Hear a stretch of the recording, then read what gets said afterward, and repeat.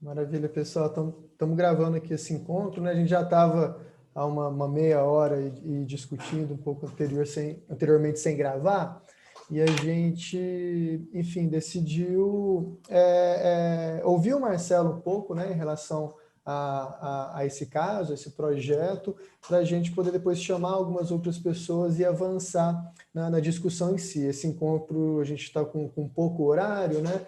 Então, a gente acha que a gente pode adiantar algumas coisas, mas vamos ter um segundo momento para pensar qual lente, né, qual ferramenta do pensamento sistêmico que a gente vai utilizar. Mas já vamos aproveitar esse momento aqui para ouvir o que o Marcelo e a Flávia, né, pensaram para esse workshop, né, o que eles enxergam, o que talvez eles já usaram de ferramentas que pode ser útil para a gente, né? E também, enfim, introduzir mais um pouco aí do momento do aplicativo, do projeto como um todo, né? Bacana. Obrigado, Felipe, pela introdução e pela excelente oportunidade dessa nova fase de desenvolvimento aí do pensamento sistêmico.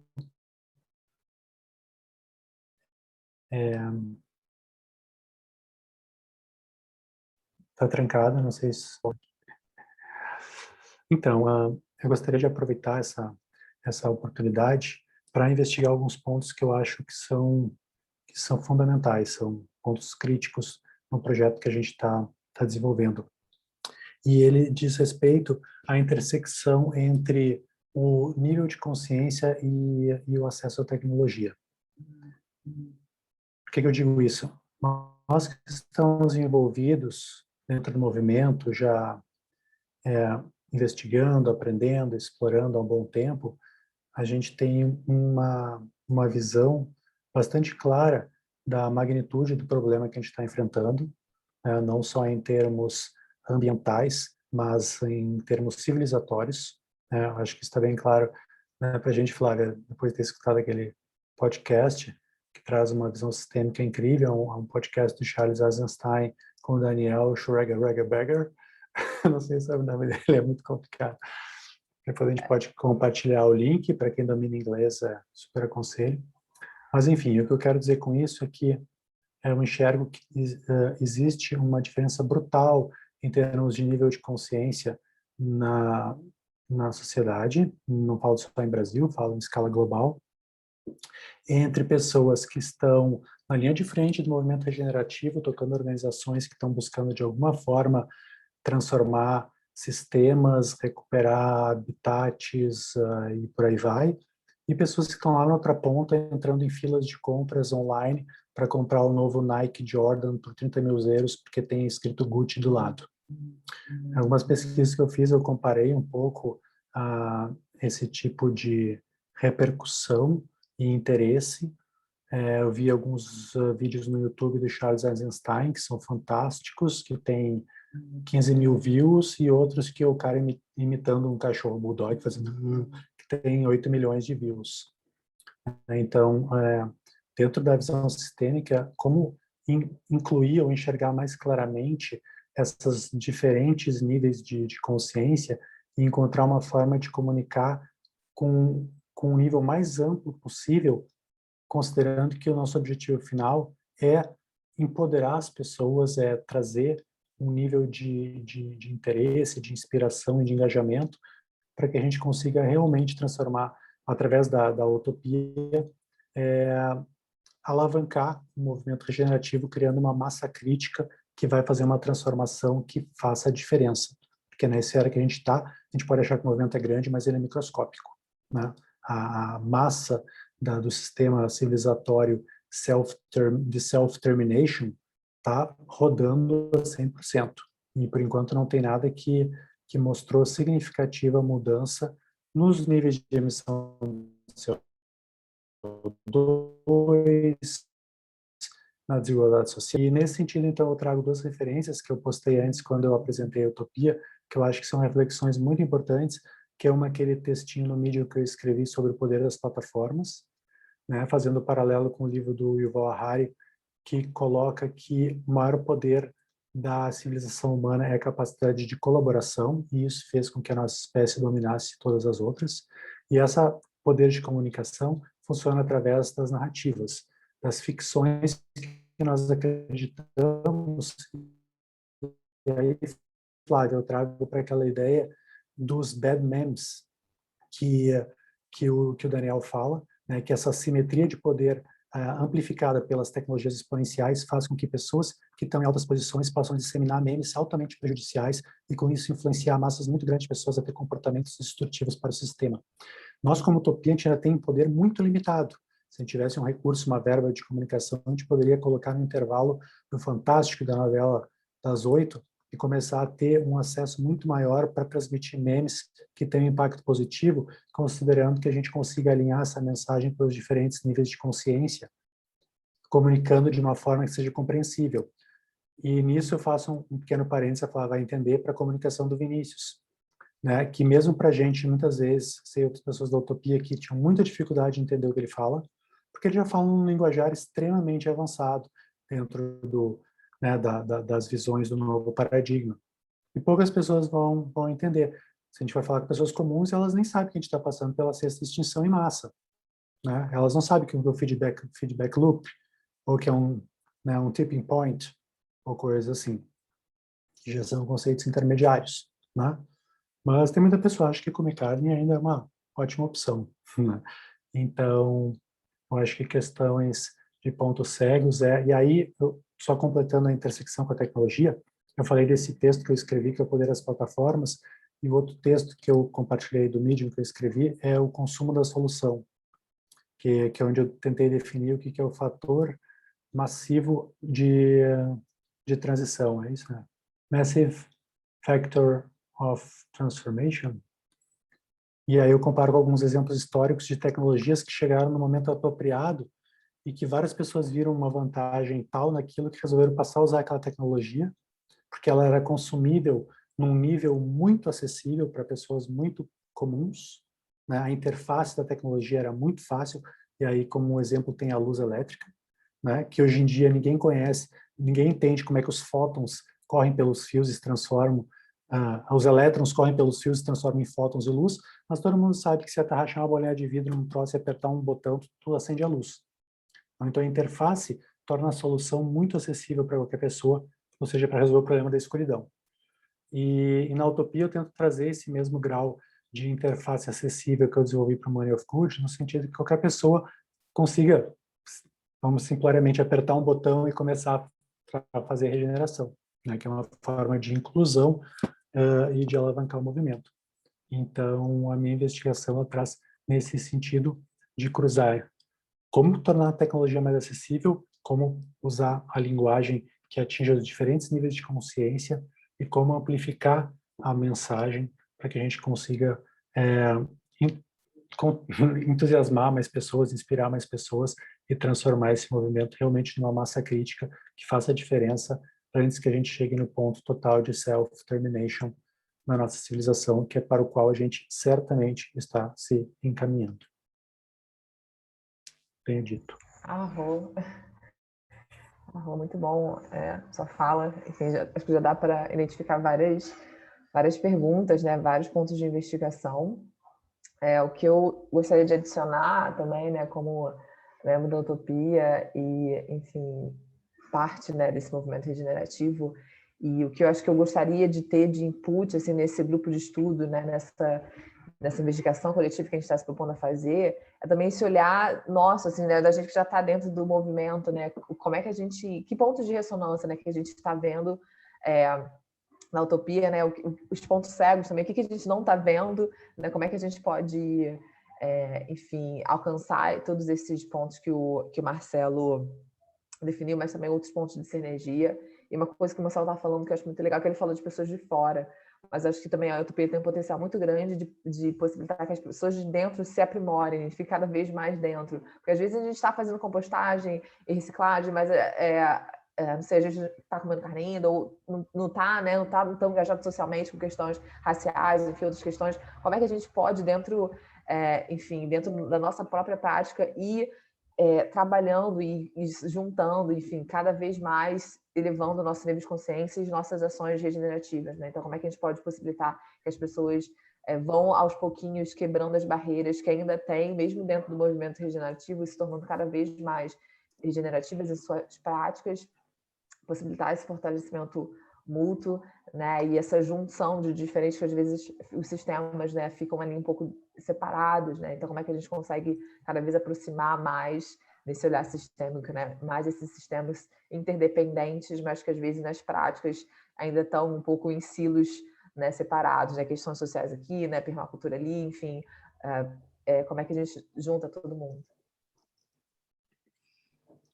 Eu copiei aqui uma citação que eu vi lá no grupo, né, quando o Marcelo fez a descrição, que eu achei super interessante, que o recorte, né, de investigação era identificar os fatores que movem ou afastam as pessoas de se engajar em iniciativas para um mundo melhor. Essa pergunta, ela me acompanha há uns 8 anos, assim, desde quando eu comecei a trabalhar com educação ambiental no IBAMA. E ela super me interessa. Eu acho ela muito chave. Principalmente para um projeto como Utopia, né, que tá justamente nessa membrana, assim, né, das pessoas, de trazer pessoas para o movimento, né, para ter esse primeiro despertar, assim, de uau, tem coisas que eu faço que têm consequências sistêmicas que eu não estou vendo e que são prejudiciais. Enfim, só porque eu não queria perder Larissa, ela. Sim. que bom que tu lembrou, eu escrevi isso realmente ali e esqueci que eu tinha escrito. Não, eu me lembrei que quando eu postei no encontro aquele que eu convidei para a apresentação da Utopia, eu postei algumas referências e uma delas é um TED Talk de um sujeito que vem estudando há muitos anos essa questão e que ele apresenta, né, como resultado do estudo, os 5 principais fatores que fazem as pessoas não se engajarem ou evitarem se envolver com a questão, e aí ele apresenta 5 formas de reverter essas defesas. Não sei se tu chegou a ver isso. Vou olhar. Eu tô vendo se eu acho que o link aí eu copio para Sim, vocês. Mas é um bom ponto de partida. Uhum. E lá, essa resposta aqui que o Marcelo colocou, né, acho ela bem interessante, mas ela foi ali na hora da inscrição, a gente não precisa se apegar a isso também, apesar de ser uma ótima investigação. Assim, na verdade, acho que hoje, se a gente conseguisse ter pelo menos uma direção sobre esse recorte, né, ajudaria bastante, assim, porque beleza, a gente tá aqui e temos um caso, né? Assim, mas beleza, o que a gente quer fazer, né? A gente quer mapear os atores desse caso? Não é exatamente o que a gente está falando aqui. Parece que a gente quer entender melhor padrões de comportamento, né? Então, será que existe como mapear esses padrões de comportamento para a gente... Então, a discussão é por aí, né? Tudo que o Marcelo comentou, né? Todo mundo aqui falou um pouquinho. Para mim, quando acho que foi o Marcelo que comentou, né? Das ficções, das narrativas, né? Que o Charles Eisenstein traz, etc. Né? Isso é algo interessante. A gente está discutindo aqui, né? Que toca o porquê que as pessoas se envolvem em projetos, se deixam de envolver, ou seja, quais são as histórias que elas acreditam e etc. Né? Então, existem algumas possibilidades nesse sentido. Deixa eu compartilhar minha tela aqui rapidinho, que aí eu mostro. Esse aqui o Marcelo compartilhou, né? Eu abri algumas opções assim de mapeamento, mas, por exemplo, esse aqui, né? Esse aqui, no caso, tem a ver com mudanças climáticas, né? Mapeando questões relacionadas à área das mudanças climáticas em um contexto específico. Eu nem conheci esse mapa, não deu tempo de eu olhar ele direito ainda, mas só para exemplificar que a gente poderia criar mapas causais, né? Mapas de relação, onde a gente definiria enfim, alguns elementos de comportamento, né? Que poderiam ser crenças, enfim, tem também como é que nos materiais lá também, a gente faz uma análise com o modelo Iceberg que entra também em perguntas bem profundas em relação à cosmovisão, paradigma, né, visão de mundo, ou seja, as histórias, as crenças.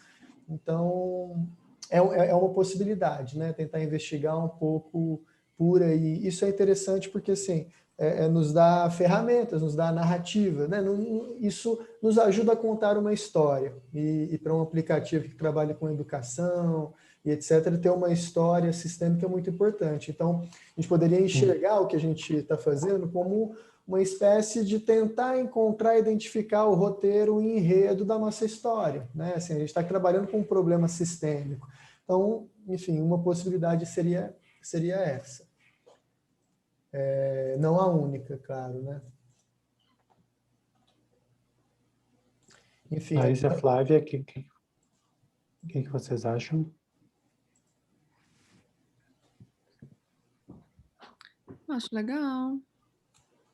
Assim, desculpa interromper vocês um pouquinho, assim, só para relembrar, né, que é isso, a gente quer fazer um exercício para praticar, né, e a gente tem, sei lá, o que está, onde aguça mais a curiosidade? Assim, a gente poderia olhar para diversos lados, né, assim, eu dei essa opinião, mas a pergunta é um pouco essa, né, assim, onde eu olharia, né, claro que quem não está tão envolvido pode faltar algumas ideias. Eu estava pensando agora, Felipe, que é muito provocante entrar dentro de investigações mais, não vou dizer teóricas, mas de um nível mais abstrato, de tentar enxergar e conectar esses pontos mais macro. E aí, tu estava falando, me ocorreu que, né, como a minha principal formação é de design thinking, que começa sempre com o empathy, e eu apresentava no curso que eu dava um que eu chamava de etnografia diária, que era de pegar e realmente se envolver e entrar em meios diferentes para experimentar e fazer trocas e vivenciar aquelas realidades. Até um tema de casa que eu dei pro grupo era procurava coisas bem desafiadoras, tipo ir numa funerária para fazer um orçamento para um caixão, como se alguém da família tivesse morrido, para tentar sentir na prática o que é, né, aquele processo. E aí eu fiquei pensando o seguinte: a gente tem no nosso círculo de contatos, de amigos, muitas pessoas que estão conectadas ao momento regenerativo, que se preocupam com o planeta, que já fazem ações. Tem outras que nem tanto, familiares que nem tanto, tudo mais. Mas ainda assim, a gente está dentro de uma lâmina do substrato social, do nosso meio social, da nossa cultura, enfim, tudo mais. E eu me lembro uma vez uma entrevista com o sujeito que criou aquele joguinho Angry Birds, que foi um sucesso maciço, né, um jogo bem ridículo. E ele disse que quando ele desenvolveu, ele queria fazer algo que a avó dele pudesse instalar e jogar sem que ninguém precisasse explicar, né? Então ele usou a avó dele como referência. Eu fiquei pensando se não seria um ponto de partida interessante para essa investigação, se provocar cada uma das pessoas do grupo de puxar uma conversa com a pessoa mais improvável que encontrasse, né? Totalmente fora do seu círculo, talvez até de uma forma espontânea, ela acaso na rua, sei lá, foi comprar coisa um picolé, e pergunta pro vendedor de picolé, ou teve que ir no posto de saúde, aí fala com uma enfermeira, sei lá, de pegar alguém assim para que seja outspin no negócio e trazer algumas questões que aí, e a partir da resposta das pessoas, isso sirva como um norteador de que forma a gente pode alinhar as perguntas melhores, né? Porque quanto mais díspares as perspectivas, isso vai nos trazer mais, sei lá, mais ferramentas para encontrar um eixo comum entre diversas narrativas. O que parece para vocês? E pode parecer uma tarefa interessante, divertida. Não, eu acho muito legal um pouco sair da zona de conforto, né, da bolha e olhar para esse fora, né, que a gente está falando. A gente começou falando desse fora, né, como é que a gente alcança as pessoas que ainda não estão nesse nível. E para mim, pensando em recorte, né, do que o Felipe está trazendo, ai, a câmera tá esquisita. Para mim, estou na balada, piscando. Para mim, o que fica assim de recorte um pouco, que me atrai mais é justamente esse mapeamento sistêmico, meio que comportamental, né? O que está levando as pessoas a seguir por um caminho? A gente está aqui conversando sobre isso e as pessoas completamente fora desse círculo, né? Poder ter esse mapa causal, né? Meio que tentar destrinchar, entender, justamente para a gente conseguir atacar esses pontos e talvez como propostas de validação desse mapa ter esse exercício de dinâmica, tá? Então identificamos que isso que é uma dessas causas, não um desses comportamentos. Como é que a gente pode validar se é isso mesmo que acontece? Conversando com a pessoa que está fora, né? Que seria a pessoa que a gente está, enfim, estudando, analisando, né? Então, eu acho que como a gente tem, não sei como é que ficaria a organização, né? É só uma ideia que me veio, mas talvez propor de uma forma que a gente faça esse mapeamento e depois a gente vá validando nessa série de exercícios, né, que extrapolem para fora do ciclo, né? O desenvolvimento regenerativo e que a gente, de fato, comece a fazer esse movimento de expansão, né? Do ir para... Enfim, que ainda não está nesse nível e aos poucos entendendo como é que a gente faz para trazer as pessoas para dentro. Uhum. Sim. Então, eu acho que eu cheguei a duas coisas, assim, né? Existe esse mapa de narrativa / comportamento, vamos dizer assim, que seria algo não muito simples. Não é difícil também porque, enfim, é um exercício, né? Mas, enfim, a gente pensaria envolvendo a teoria de mudança e algumas relações de comportamento mesmo entre, enfim, dessas pessoas, né? Pensando nesse avatar. Essa é uma opção. Mas outra coisa que me vem também, que é muito interessante esse tipo de mapeamento sistêmico para a gente entender onde nós estamos, né? Qual que é o nosso lugar. Também é uma possibilidade. Então, qual que é o ecossistema do Utopia, né? O aplicativo, quem que são os parceiros, os atores assim naturais? Onde que é o lugar dele? Com quem que ele se relaciona mais proximamente? Aí já caminharia mais para um mapeamento de atores, né? Mas o mapeamento de ator ele é muito livre, onde a gente pode mapear a relação entre esses atores de maneira bem específica, né? A depender do caso. Então, também é uma dúvida que me vem, por exemplo, eu, para pensar a utopia, eu preciso tentar entender onde que a utopia está, qual que é o lugar desse aplicativo, né? Qual que é o lugar de atuação mesmo. Então, enfim, a gente poderia conversar, entender qual que é esse lugar e não necessariamente fazer um mapeamento, mas se tiver uma confusão, se for uma área onde a gente, né, assim, o mapa ele pode ajudar a detalhar isso melhor. Então, assim, por enquanto foram duas coisas assim que me veio, né? E a gente já está, de certa forma, respondendo aquelas perguntas, mas acho que é bom adiantar essa discussão para, né, enfim, para a gente ir amadurecendo ela. Felipe, se tu vai né, participar de todos os encontros, eu acho que é muito bom essa tua moderação ou direção no caminho do estudo. Então, o que eu ia te sugerir é de postar ali no grupo a proposta desse mapa.